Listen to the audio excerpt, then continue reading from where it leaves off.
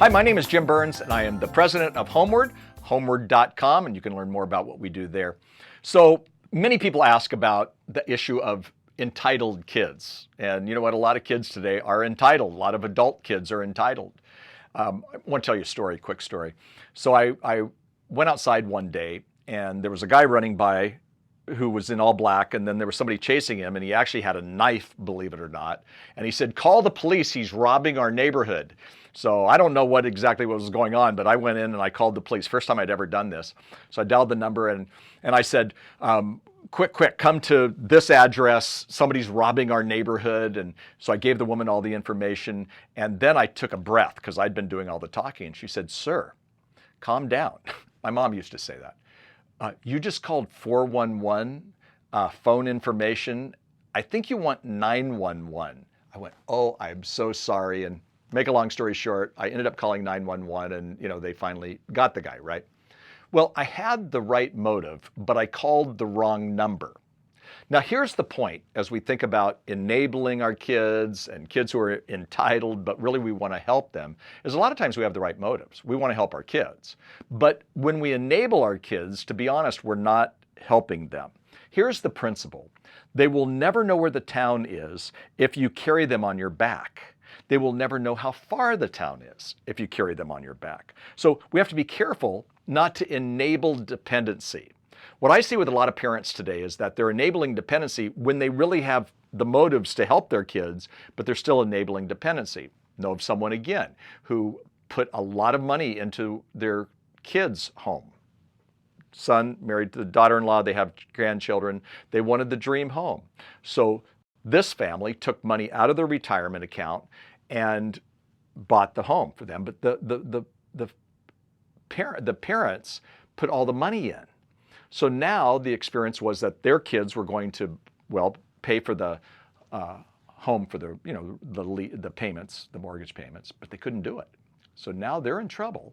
And eventually they had to sell. There's bitterness, there's resentment. Well, you know what? They didn't need to probably buy that dream home. It was a nicer home than they had. So again, sometimes we're enabling dependency. See? So the goal is what? The goal with your kids who are adults is to raise your kids so that they will be responsible adults. And as a Christian, I love to add who love God. It's not your responsibility, but it's your goal is to help them be responsible raising adults. So one of the results of enabling our kids is that they don't become responsible adults because they're depending on us. So what we have to do is move them from dependence to independence. That's our goal. And it's one of the hardest things because we've been in control. When they were younger, we were in control. But really, we're giving those kids the passport to adulthood, and they're having to become their own adults and their own responsibility. And we can't do that when we are still, kind of ruling their life. There's a term called helicopter parenting. And that means that we're still in control and we're, telling our kids what to do and we're always giving them advice and we're taking care of our kids. Well, when they're adults, you know what we have to do? Land the helicopter. That's not easy for them and it's also not easy for you. But again, you don't want entitled kids. So what we have to understand is that if we don't land the helicopter, there will be something called the failure to launch syndrome. You can actually look this up on Google. It's actually a syndrome. It's not a psychological syndrome. It's just a syndrome that adult kids do. And that means that they're not launching. They're not launching properly. They're still depending on you. So this involves change and this involves loss. And C.S. Lewis said it this way, change always involves a sense of loss. And so one of the things we have to do if we're going to not enable our kids, but to actually empower them to make good decisions, we can help them, but to empower them is to lean into some of the grief of going, it's not like it used to be when my kids were, younger, okay? One of the ways we do this is by expressing expectations, and you never do it in the heat of the emotion. Way too many times, people will even call New Life and they'll ask, in the middle of this fight, we were trying to express some expectations. That's not the time to do it, okay? When it's quiet, maybe you take them out for coffee, go out to dinner, do whatever, but you have this conversation. I love this proverb. Where there is no vision, the people perish. It's Proverbs, 29:18. And with that, that's a great idea that you're building a vision for them. And you do that by clearly expressing your expectations. Let me give you a story. So my daughter, Becca, had gone to college. She went away and actually was a missionary for 8 months, had a roommate where her and her girlfriend actually didn't live that far from us. And then the girlfriend moved because of a job. So she comes by one day and she goes, hey, would you guys be open for me, moving back in for like 2 months? I want to kind of find out what I'm going to do. I'm still thinking about, do I go back to graduate school? Do I do this? And we said, absolutely, move back in. Well, the 2 months became a little longer because she decided to go back to school. Actually, she was getting a degree in clinical psych, master's degree. And so we had to have a meeting with her where we shared our expectations. And so we made them very simple, but we said, Becca, your lifestyle is different than our lifestyle in terms of evenings. You are out later than we are, and we're going to be up. So here's one of our expectations. You got to text us by 11 o'clock and tell us where you are. We know that we're not in charge anymore. You're an adult.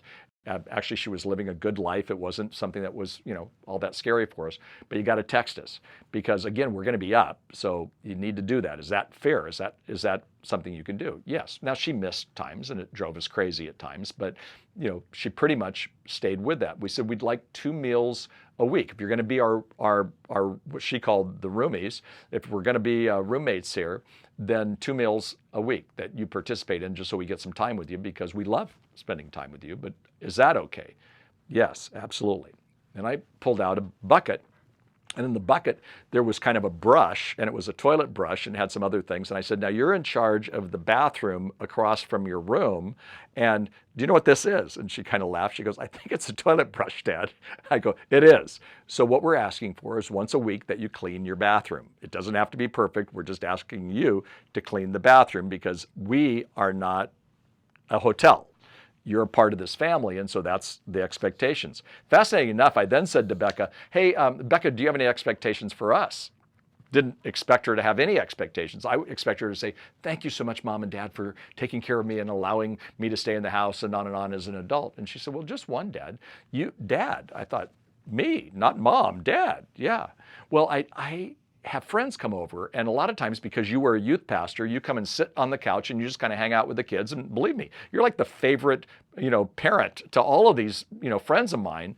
But I don't want you to do that without my permission, because you just kind of take over sometimes, and I need you to ask me. And sure, I don't mind you hanging out with my friends, and they love you. And I'm not saying don't. I'm just saying you need to check in with me because we might be wanting to do something else, or maybe we don't want you around. You know what? It was a great expectation and a great conversation. And my feelings weren't hurt. We had had this good conversation. So that's sometimes what you have to do. Now, my suggestion when adults are living in the home is that you do have some expectations, like be productive. And be specific with what you mean by productive. That might mean have a job, clean the house, whatever it is. But basic things. Be productive. Honor the moral standards or the moral code of our home. So let's say you have a child who's not living with the same morals that you have or the values that you have. In the home, they're not going to bring their boyfriend or girlfriend in and sleep in the same bed. They're not going to be smoking pot in the backyard, things like that. That's very fair. And I think those are things that you want to put out. Be financially responsible. Okay. Finances are a big deal. And then also be an active family member. Now, again, when they're adults, they're not going to spend every moment like you would have with an 8-year-old. But as adults, be an active family member. Like for us, it was have 2 meals a week and be courteous enough to tell us, where you are after 11 o'clock if you're still out. She wasn't out all the time like that. So there are some consequences, okay? And with the consequences, that simply means, rent is free as long as you are financially responsible.